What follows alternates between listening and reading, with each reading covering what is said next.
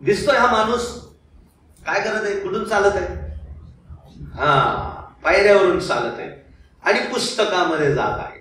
ठीक आहे, पुस्तकामध्ये पवित्र शास्त्र बायबलमध्ये कशा प्रकारे पोहोचायचं है ना, हा धडा आम्हाला पाहायला मिळणार. लक्ष द्या. काय बरं पहिलं सेंटेन्स वाच बरं, आम्ही मोठ्याने वाच.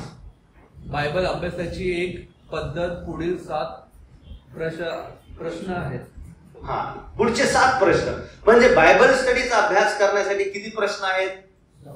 7 क्वेश्चन्स, 7 प्रश्न आहेत.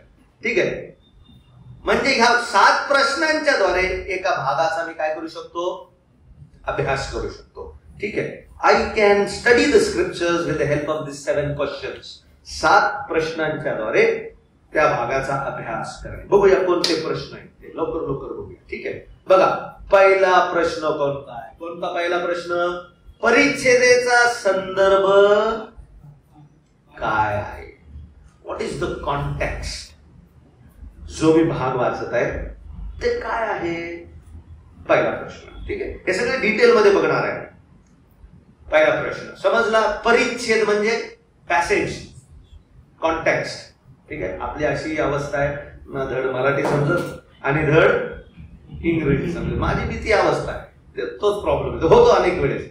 इंग्रजी मध्यम मधून शिकल्यामुळं ना धड इंग्रजीमध्ये पुढे गेलो आणि मराठी कठीण असल्यामुळं ना धड मराठी. पण प्रभूने हळूहळू काय केलं, त्यामध्ये प्रभू शिकवत गेला. नाही तर तुमच्यासमोर आज मराठी बोलण्याची माझ्यामध्ये काय नसती, काही क्षमता नसते है ना. पण प्रभूने शिकवलं आणि मिरजकरांनी सांगितलं, तुला प्रभूने कुठं जन्म दिलाय? तुला महाराष्ट्रामध्ये जन्म दिलाय, तुला मराठी लोकांमध्ये प्रभूने जन्म दिला, म्हणून पहिले कोणती भाषा शिक? मराठी. मग माझं इंग्लिश बायबल मी बंद केलं आणि मराठी बायबल 1993 सालापासून सुरुवात केलं आणि इंग्लिश बायबल साईड अभ्यासाला मी यूज करतो. पण त्याच्यानंतर माझी मराठी जी आहे, प्रभू कशी करत गेला, तेवढी काही सुंदर नाही, पण प्रभू कशी करत गेला, कमीत कमी पुढच्या व्यक्तीला काय करू शकतो, ख्रिस्त समजवू शकतो. म्हणून अशा वेळेस अनेक वेळेस गडबड होईल, तर मी इंग्लिशचे शब्द ठेवत जाईल. परिच्छेद म्हणजे पॅसेज किंवा कॉन्टेक्स्ट. जो भाग आहे त्या भागचा संदर्भ काय आहे, where is it relating to, काय संदर्भ आहे, काय त्याचा अर्थ आहे. ठीक आहे. दुसरी गोष्ट, त्याची मुख्य कल्पना. आता इथं कल्पना हा शब्द दिलेला आहे, पण तो शब्द माझ्या मते त्या ठिकाणी पाहिजे मुख्य सत्य, मेन आयडिया किंवा मुख्य विचार किंवा मुख्य कल्पना काय आहे. समजलं? दुसरा प्रश्न समजला? See, I tell you one thing. इकडे लक्ष द्या. तुमचं गडबड कुठं होत आहे, इथं लक्ष द्या. Can I have a textbook? हा टेक्स्टबुक आहे, हे सगळं हेच आहे, वेगळं काही नाही.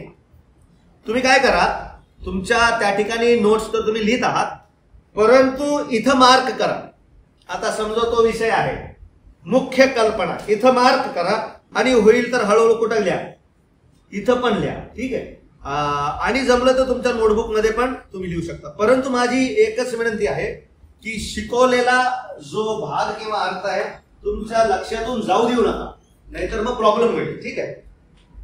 दुसरी गोष्ट, त्याची मुख्य कल्पना, मुख्य आयडिया. म्हणजे every passage has a main idea. ठीक आहे. आम्ही पाहिलं वन स्टोरी, एकच विषय बायबलचा काय आहे, बायबलचा एकच विषय काय आहे, मोठ्याने बोला, काय आहे? प्रभू येशू ख्रिस्त. अनेक वेळेस वाटतं मंडळी है ना, परंतु नाही. जर ऑप्शन दिले, ख्रिस्त, मंडळी, देवदूत, इस्रायल, काय आहे? प्रभू येशू ख्रिस्त हा पवित्र शास्त्राचा मुख्य काय विषय आहे. आता इथं मुख्य कल्पना किंवा मुख्य आयडिया, मेन आयडिया त्या भागामधली काय आहे. आता हे जाणण्यासाठी तुम्हाला काय करायला लागेल, तो जो भाग आहे 15 किंवा कमी शब्दामध्ये काय करायला लागेल, रिस्ट्रक्चर करायला लागेल, परत लिहा त्याला है ना, तुमच्या शब्दामध्ये, तुमच्या भाषेमध्ये. तो जो पॅसेज आहे बाबा त्याच्यामध्ये 20 वचन आहेत ब्रदर, 30 वचन आहेत ब्रदर, कसं करू? मग काय करा, 15 सेंटेन्स मध्ये, वाक्यांमध्ये काय करा त्याला है ना, तुम्हाला जसं वाटतं, पवित्र आत्मा मार्गदर्शन करतो ते तेवढ्या शब्दामध्ये किंवा त्या वाक्यांमध्ये त्याला लिहून काढा, त्या भागाला शॉर्ट बनवा, समरी बनवा, म्हणजे जास्त अभ्यास करण्यास तुम्हाला मदत होईल. परंतु महत्वाच्या गोष्टी त्याच्यामधून छाटू नका. ठीक आहे. हा दुसरा, हे सगळं आपण सखोल बघणार आहे. तिसरी गोष्ट काय आहे? तिसरा प्रश्न, त्या मागील आयडियाचा किंवा कल्पनेचा आधार काय आहे? ह्याला आम्ही म्हणतो सपोर्टिंग आयडियाज. कोणते आयडियाज?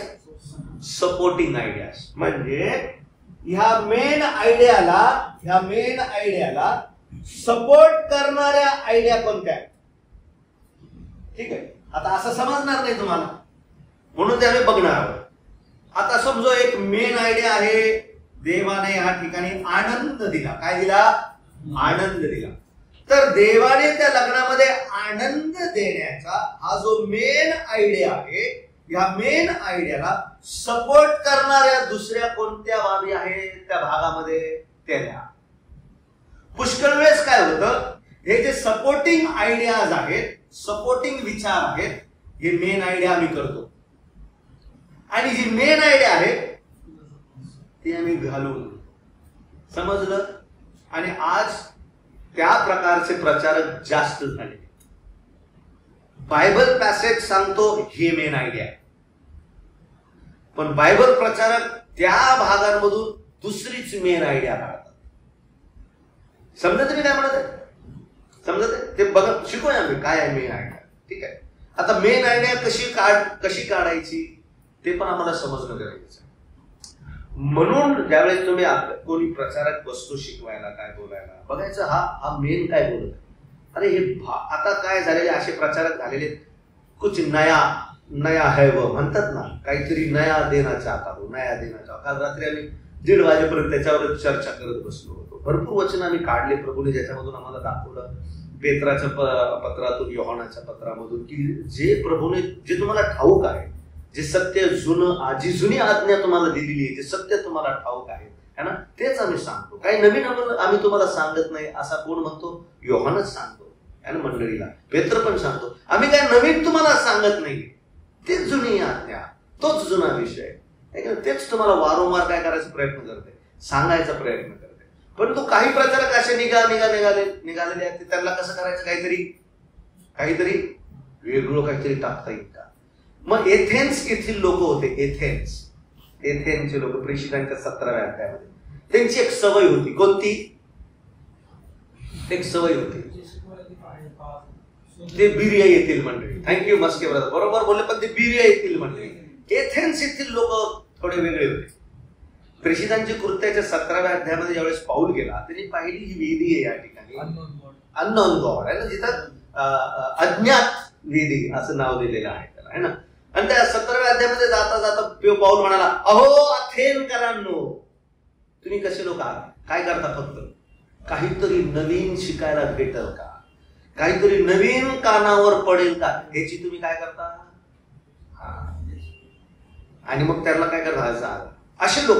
म्हणून आजकालची जी पिढी जी मंडळीमध्ये आली ती एथेनाचा स्वभाव घेऊन बसलेली आहे. तोच काय दाविद राजा, आणि तोच काय गल्ल्या, आणि तेच 5 खोंडे, आणि तेच त्याच्या कपाळावर मारलं. हे कसं झालंय आता त्या पिढीला, समजलं? पण दॅट इज व्हेरी डिवाइन. हजारो वर्षांपासून आमच्या समोर तोच भाग आहे, परंतु तो किती उत्तेजन, त्याच्यामध्ये जीवन आहे, जिवंत आहे. पण नवीन पिढीला काय पाहिजे? कुछ तो नया सुनना है, कुछ तो नया सुनना है, पुराना नको, कुछ तो भी नया सुनना है. सो बी केअरफुल, इथं केअरफुल राहायचं. ज्यावेळेस मुख्य आयडिया काढतात, मुख्य सत्य त्या भागामधून काढतात, त्या मुख्य सत्यामध्ये सपोर्टिंग आधार असलेले सत्य काय आहे हे आम्हाला शिकायचं आहे. ठीक आहे, ते सगळे शिकणार. मी जे तुम्हाला दाखवते ना, हे फक्त एक आउटलाईन बरं का, याच्या डीप मध्ये आपल्याला जायचंय. 4था प्रश्न कोणता आहे? 4था प्रश्न, ख्रिस्ताबद्दल त्या भागामध्ये काय शिकवलेलं आहे, प्रभू येशू ख्रिस्ताबद्दल जर असल्यास लिहून काढा. म्हणजे प्रभू येशू ख्रिस्ताचे शब्द दिलेले आहेत का त्या भागामध्ये, त्याची कोणती कृती दिलेली आहे का त्या भागामध्ये, किंवा प्रभू येशू ख्रिस्ताची भविष्यवाणी त्या भागामध्ये दिलेली आहे का, प्रभू येशू ख्रिस्त स्वतः त्या मुख्य सत्याच्या प्रत काहीतरी सांगत आहे का, प्रभू येशू ख्रिस्त त्या मुख्य सत्याला किती प्राधान्य देत आहे ते शोधणं गरजेचं आहे. उदाहरणार्थ प्रभू येशू ख्रिस्त निघाला आणि कुठं बसला? जाऊन मछव्यात बसला. आता बायबल असंच नाही सांगत तो निघाला, तो बसला, तो उठला, है ना, आणि त्याने उंच स्वराने तो बोलला, असं सांगते का बायबल? नाही. त्याच्या मागे अर्थ आहे. Try to find out what Christ is doing त्या भागामध्ये, आणि तुम्ही खूप अद्भुत तुम्हाला प्रभू मार्गदर्शन करा. त्या दिवशी आम्ही शेवगावमध्ये बंधू दानियल यांच्या घराची ज्यावेळेस आभार उपकार स्तुती होती, त्यावेळेस प्रभूने मनामध्ये एक विषय दिला, मत्तयाचा विषय. तिथं असं सांगितलं होतं, आणि तो बाहेर गेला. आणि प्रभूने मनाला धरलं. कोण बाहेर गेला? प्रभू येशू ख्रिस्त बाहेर गेला. कारण बाहेर कोण बसलेला होता? मत्तय जकातीच्या पुढे बसलेला होता, नाक्यावर बसला. प्रभू त्याला आत आणण्यासाठी प्रभू कुठे गेला? प्रभू बाहेर गेला. That's why find out what is written about Christ. ख्रिस्ताबद्दल काय शिकवलेलं फाइंड आउट करा. समजलेत पर्यंत हे सगळं बघणार आहे आम्ही डिटेलमध्ये. पुढचा प्रश्न, 5वा प्रश्न काय बघायचा आहे? बायबल मधील शास्त्र वचनांचे इतर संदर्भ आहेत का त्या भागाला? क्रॉस रेफरन्स जो भाग आम्ही घेतला किंवा घेणार आहोत त्या भागाचं रिपिटेशन लूक मध्ये केलेलं आहे का? समजा मत्तयमध्ये असेल पण मार्क मध्ये आहे का? लूक मध्ये आहे का? उदाहरणार्थ काना येथील लग्न, त्याचा संदर्भ आहे का? नाही. तिन्ही ह्याच्यामध्ये त्याचा संदर्भ नाही. प्रभू येशू ख्रिस्त वादळ शांत करीतो, त्याचा संदर्भ आहे का? मत्तय, मार्क, लूक, योहान मध्ये आहे का? मग तुम्हाला हे पाहणं गरजेचं आहे की कुठं कुठं त्याचा संदर्भ आहे आणि त्याचा अभ्यास समोर असं करा. मग त्याच्यासाठी काय करायला लागेल? एक असा प्लॅन घ्यावा लागेल. काय घ्यावा लागेल? एक प्लॅन घ्यावा लागेल, है ना, किंवा एक पेज घ्या आणि त्याला डिवाइड करा. काय करा? त्याला डिवाइड करा. इथल्या मत्तय, इथल्या मार्क, इथल्या लूक, इथल्या योहान, है ना. तोच पॅसेज ह्यामध्ये काय बोलत आहे बघा. इथं काय बोलत आहे, इथं काय बोलत आहे, नाही इथं दिलेला नाही. आता तोच भाग ह्या ठिकाणी वेगळा सांगितलाय, ह्या ठिकाणी वेगळा सांगितलाय, ह्या ठिकाणी परत सारखा सांगितलाय, इथं सांगितलेला नाही. का बरं? उदाहरणार्थ प्रभू येशू ख्रिस्ताने शेवटल्या भोजनाच्या वेळेस पहिलं काय घेतलं? भाकर घेतला का प्याला घेतला? मग आता पाहायचंय की या तिघांमध्ये कुठं भाकर पहिली घेतली आणि कुठं प्याला पाहिजे? तुम्ही म्हणतात प्याला घेतलाच नाही पाहिजे. समजा तुम्ही काय म्हणत आहे तुम्हाला, है ना. म्हणून ह्याचा काय करायला लागेल? अभ्यास करायला, है ना. It will make things very interesting for you. खूप इंटरेस्टिंग करेल. आता मला सांगा प्रशांत भाई, कितना समय लगेगा इसको?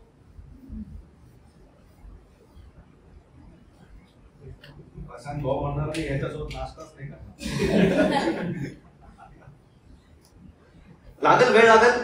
It is time consuming.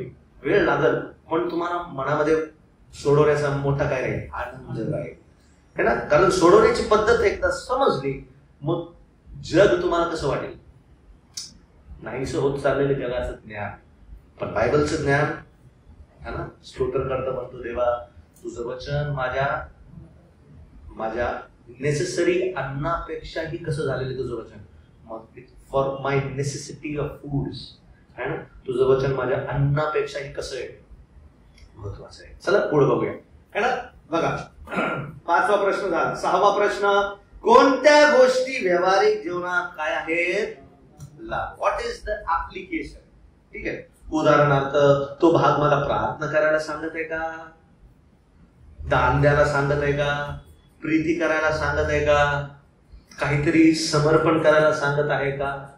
है ना. बायबल वाचण्यासाठी सांगत आहे का? है की नाही. मग लाईफ ऍप्लिकेशन काय आहे त्या भागामधून काय करा? लगेच लिहून काढा. 1 असतील, 2 असतील किंवा 3 असतील, पण असे लिहून काढा जे प्रभूने तुम्हाला दाखविले आणि ते तुम्ही पहिले काय करणं गरजेचं आहे? अनुकरण करणं गरजेचं आहे. काय असं समजू नका, काय घेऊ बाबा, काहीतरी करू, तेच द्यायला लागलाय. प्रार्थना कर. समजायला काय म्हणत आहे, पण काय दुसरं देऊ का? प्रार्थना तर करतोच मी, करतोच, काय हरकत नाही. प्रभू पुन्हा ते सत्य देईल. कशी काय कर, प्रार्थनेमध्ये वेळ घाल. समजत आहे की नाही? 6, कोणत्या गोष्टी व्यावहारिक जीवनात त्या भागामधून मला काय होतील, अप्लाय होतील, लागू होतील, ते शोधायचंय. शेवटला प्रश्न, कोणता प्रश्न? माझ्या समोर अद्याप कोणते प्रश्न या भागामधून उभे राहिलेले, लिहून काढा. अनेक वेळेस किरण मला मेसेज करतो, दादा ह्याचं अँसर काय, दादा ह्याचं अँसर काय, दादा असं. म्हणजे समजतं की थोडा अभ्यास करतो. मग काय काय वेळेस आम्ही सभेमध्ये असतो, थोडा उशीर लागतो उत्तर देण्याकरिता. ठीक आहे, जे काही प्रश्न असतील ते काय करा, लिहून काढा. आपल्या नोट्सच्या तिथं लिहून काढा, है ना. आणि आम्ही बघूया मग त्याला कसं सोडवता येईल, या ह्याच्यातून अभ्यास करूया. समजलं? चलायचं पुढं. समझ में आया थोडासा आउटलाइन? अभी इसको इन डेप्थ देखने का है, उदाहरणाच्या याच्यामध्ये बघायचं आहे एक एक एक एक गोष्टी. म्हणून हे काय, हा झाला एक धडा. आता असे किती धडे पाहिजेत तुम्हाला? लगभग 5 धडे पाहिजेत. किती धडे? 5. आम्ही कशामध्ये अडकलोय अजून?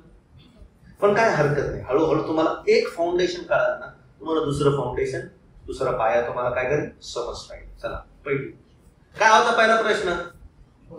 दीपू काय होता? मोठ्याने बोल. Yes, what is the contact, है ना.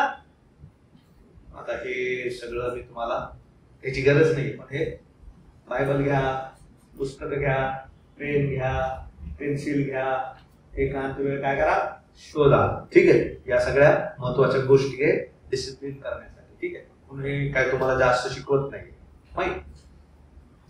पहिला कोणता आहे question? What is the context, संदर्भ काय आहे. ठीक आहे, चला. आता लय मोठं लिहून आले, पण हे बायबलची वचन आहे, ते तुमच्या बायबलमध्ये दिलेली आहे ना. काय आहे? चला तर मग सुरू करूया. 7 प्रश्नांच्या द्वारे काढा. लुकाचं शुभवर्तमान 5वा अध्याय 1 ते 11 वचन. 5वा अध्याय 1 ते 11. सर्व सोडून देऊन ते त्याचे काय झाले, 1 ते 11 वचन वाचलं. काय वाटतं तुम्हाला, काय मी नाही? Very good. सर्व सोडून गेले, सगळे सोडले. मग ऍप्लिकेशन काय करतात? लागूकरण आणि सगळं सोडा. मग काय काय सोडतात?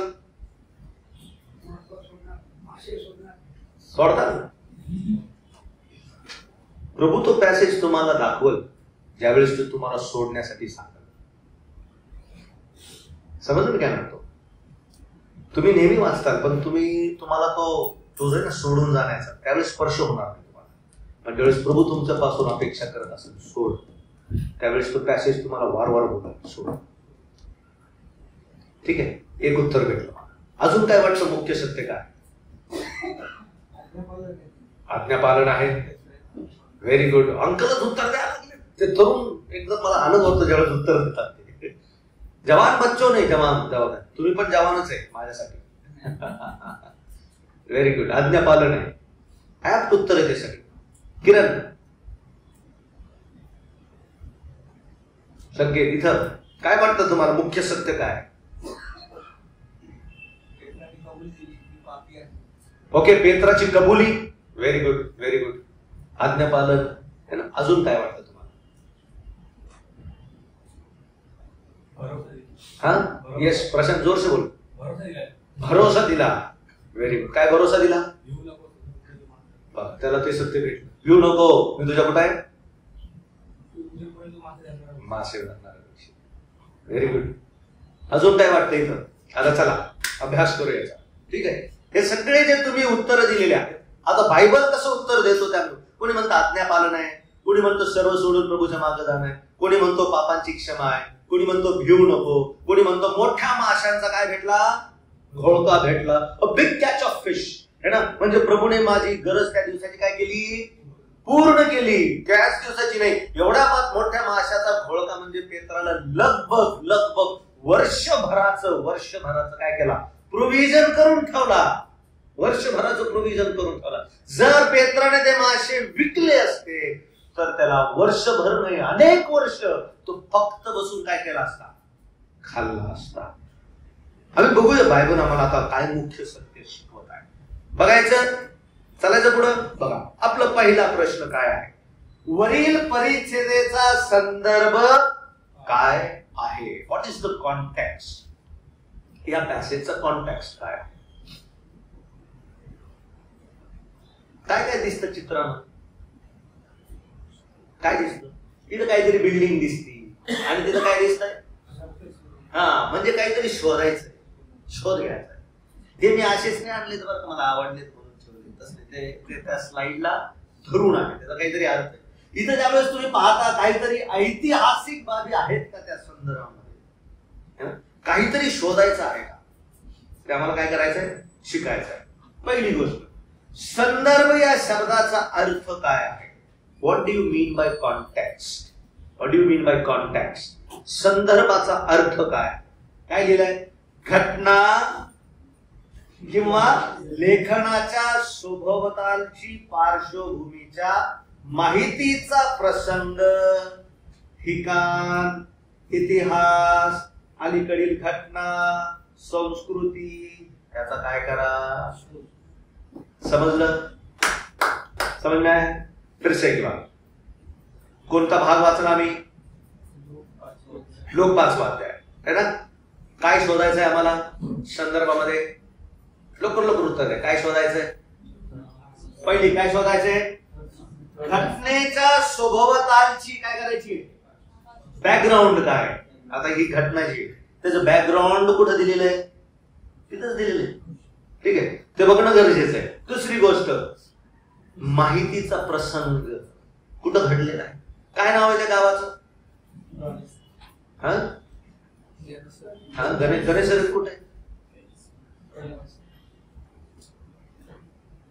आपल्याला परिच्छेदाबद्दल अधिक माहिती असेल तर ज्ञानात काय पडतो, मग पाहायला लागेल बाबा या 5व्या अध्यायामध्ये काय पार्श्वभूमी आहे.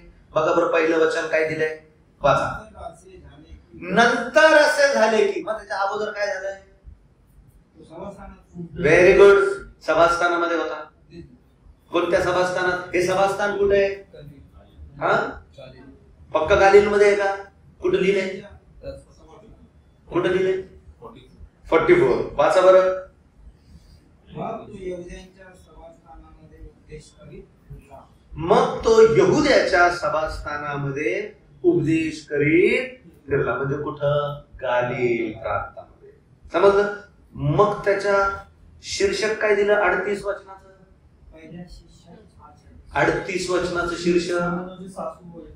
अरे बाप, आता कोण आली, सासू आली, मासे आले. समजलं, संदर्भ समजायलाच नाही है ना. मासेचा घोळका है ना, सभास्थानामधलं शिक्षण, मग त्याची सासू आली है ना.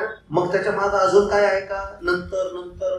आता मी हे का म्हणत आहे, लूक एकमात्र असं शुभवर्तमान आहे ज्या सर्व घटनांना कसं लावतं, क्रमवार लावतो. बरं का, जर तुम्हाला क्रम पाहायचा असेल प्रभूच्या सेवेचा तर कोणतं शुभवर्तमान हातात घ्या, लोककृत शुभवर्तमान.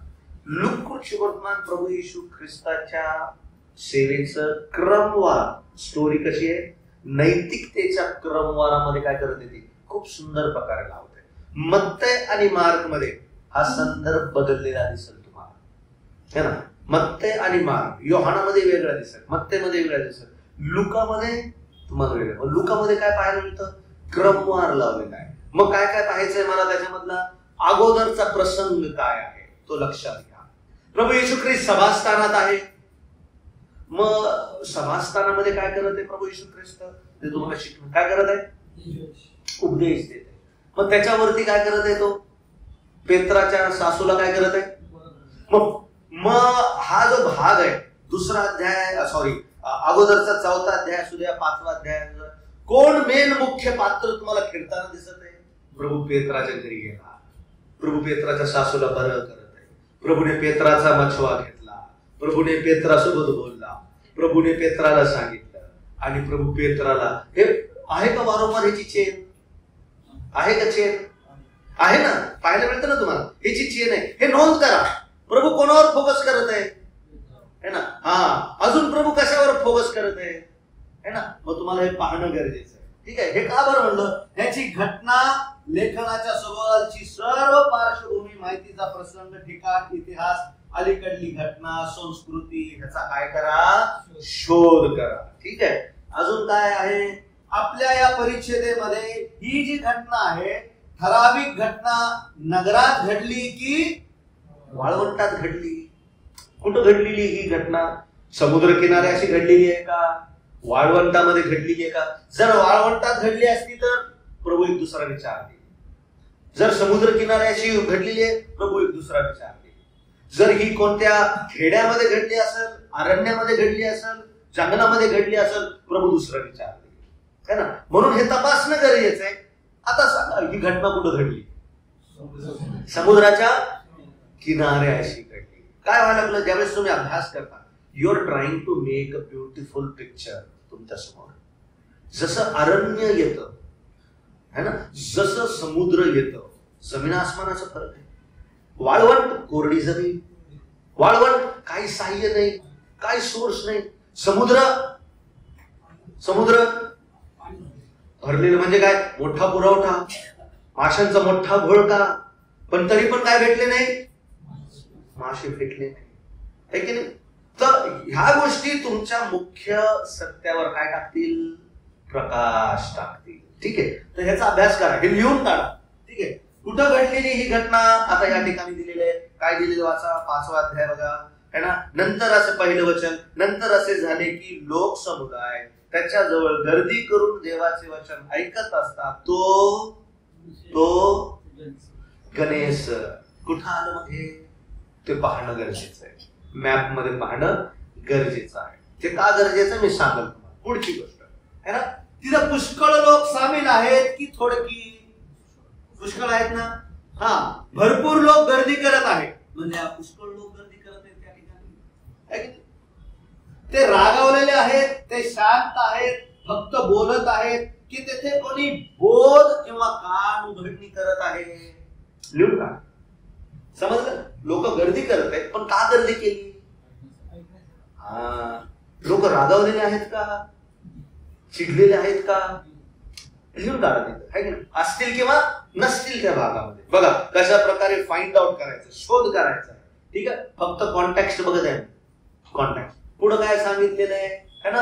तिथं असं सांगितलेलं आहे, अशा अनेक गोष्टी ज्या आपल्या डोळ्यासमोर त्या देखाव्याचे चित्र उभे करण्यास काय करू शकतो, मदत करू शकतात. आणि ह्यामुळे आपण काय वाचत आहोत हे चांगल्या प्रकारे कसं होतं, समजून येत. फक्त भाग वाचायचा आहे आणि ह्या गोष्टी आता तपासायला काय करा, सुरुवात करा. गाडा आहे एक गोष्टी. लोक काय करत आहेत, लोक गर्दी करत आहेत, है ना. कशासाठी गर्दी करत आहेत? गणेश सर कुठं आहे, कोणत्या भागामध्ये आहे, साऊथ मध्ये आहे, पूर्व मध्ये, पश्चिम मध्ये आहे, है ना. गणेश सर हा गालिल समुद्राच्या जवळ आहे का, गालिल समुद्राच्या बाहेर आहे का, हे सगळं मागच्या मॅप मध्ये, या बायबलच्या मॅप मध्ये दिलेलं आहे. ठीक आहे, बघा हे चक्र दिसतं, याला कल्चरल व्हील म्हणतात. आता इंग्लिश मध्ये आहे, समजून सांग, संस्कृतीचं चक्र. आता काय शोधायचं आहे, है ना. काही गोष्टी सांगतो, सगळंच सांगणार नाही, है ना. तिकडचं अन्न पाणी काय आहे, मासा आहे की नाही, का दुसऱ्या गोष्टी आहे, व्हेज आहे, नॉन व्हेज आहे, है ना. ती संस्कृती, त्या संस्कृतीमध्ये कोणती भाषा बोलली जात आहे ते लिहिणं गरजेचं आहे की नाही. फक्त भाषा नाही, त्या संस्कृतीमध्ये भाषा, त्या संस्कृतीमध्ये काय रूढी परंपरा आहे का. उदाहरणार्थ काना गावा येथील दुसऱ्या अध्यायामध्ये कोणती रूढी परंपरा होती, रांजण होते. मग ते रूढी परंपराने काय धुत होते, रांजण्याच्या पाण्याने काय धुत होते, आपले काय धुत होते, पाय धुत होते. का बरं त्या ठिकाणी शास्त्राने, त्या भागाने तो उल्लेख त्या ठिकाणी केलेला आहे. म्हणून हा कल्चर व्हील आम्हाला माहित असणं गरजेचं आहे. म्हणजे ती संस्कृती काय आहे आणि या संस्कृतीमध्ये प्रभू कशा प्रकारे काम करत आहे ते प्रभू आम्हाला शिकवल. आता जेव्हा तुम्ही शंभरोण मध्ये जाता, शंभरोणाची संस्कृती वेगळी आहे. म्हणून तर ती स्त्री म्हणली, काय म्हणली, आपण यहुदी असता माझ्याकडे, म्हणजे याचा अर्थ काय, त्यांच्या संस्कृतीमध्ये ते कोणासोबत बोलत नव्हते, यहुदी लोकांसोबत बोलत नव्हते. होते. मग त्याचा काय बरं फरक पडल? आमचा प्रभू येशू ख्रिस्त हा संस्कृती आणि सगळे रूढी परंपरा पार करून कोणापर्यंत पोहोचतो? कोणापर्यंत पोहोचतो? मनुष्यापर्यंत सुवार्ता घेऊन पोहोचतो. असे भरपूर लागूकरण प्रभू आपल्याला शिकवू शकतो.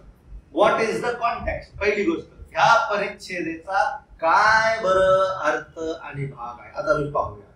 दिसतं काय? हे चित्र आणलं तुमच्या समोर, है की नाही? काय करत आहेत ते? जाळ्या काय करत आहेत? ओढत. प्रभू म्हणलं इकडे टाक, त्यांनी टाकलं, काय भेटला? माशाचा मोठा घोळका, है ना? तेच आहे. वरील परिच्छेदाचा संदर्भ काय? लूक याचा 5:1-11 मधील घटनेला बऱ्याचदा काय म्हणतात? A big catch of fish. अशा प्रकारे आम्ही त्याचं काय देतो? शीर्षक देतो. काय शीर्षक देतो? असं देतो, मोठ्या माशांची पकड किंवा धरलेले आहे ना, असे म्हणले जाते. कारण 2 मछवे भरून मासे पकडले होते. हे कथेच्या 8व्या टप्प्यात घडले. कितव्या टप्प्यात घडले? मग हा 8वा टप्पा कसा समजला?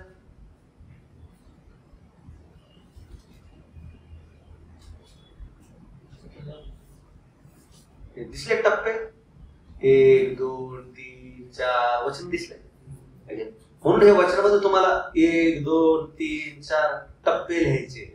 टप्पे म्हणजे सेंटेन्सेस, म्हणजे लगेच शोधायला मदत करतो. अरे इथं घडले, अरे या दुसऱ्या येतात, अरे तिसऱ्या येतात, अरे चौथ्या येतात. ठीक आहे, समजलं? पुष्कळदा काय म्हणतात? मोठ्या माशाची पकड असे म्हटले जाते. परंतु ह्या गोष्टी 8व्या टप्प्यात घडलेल्या आहेत. अजून काय स्पष्टीकरण आहे?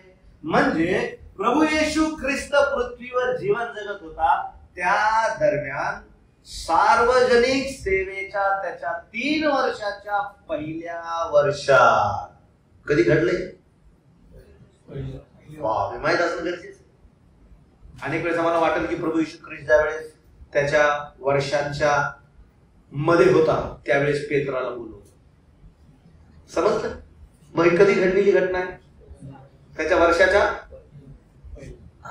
पहिल्या वर्षामध्ये. मग प्रभू येशू ख्रिस्ताची पहिली वर्ष कोणत्या शुभवर्तमानात दिलेली आहे? किती वर्ष प्रभूने सेवा केली? किती वर्ष? 3.5 वर्ष. मग प्रभू येशू ख्रिस्ताचं जे वर्ष आहे ते कसा अभ्यास करतात? कोणत्या वर्षांमध्ये तो कुठं आहे याचा खूप सुंदर अभ्यास आहे, है ना? ज्यावेळेस तुम्ही योहानाचं पुस्तक काढता, लुकाचं पुस्तक काढता, त्यामध्ये तुम्हाला प्रभू येशू ख्रिस्ताच्या पहिल्या वर्षाचं काय भेटल? काय भेटल? सेवा भेटल. कुठं सुरू केली पहिली सेवा? यहुदा प्रांतात. कोणत्या प्रांतात? किती वर्ष सेवा केली? यहुदा प्रांतामध्ये प्रभू येशू ख्रिस्ताने लगभग 7 ते 8 महिने काय केले? सेवा केली. परंतु त्याच्या स्वकीयांनी त्याचा काय केला नाही? तो तिथून निघाला.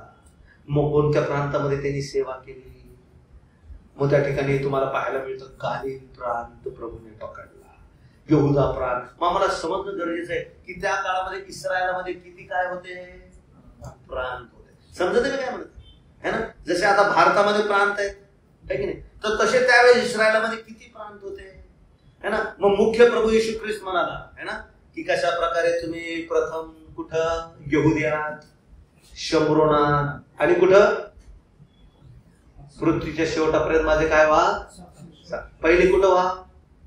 पहिली कुठं व्हा? यहुदा. दुसरं कुठं व्हा? शम्रोनात. तिसरं कुठं व्हा?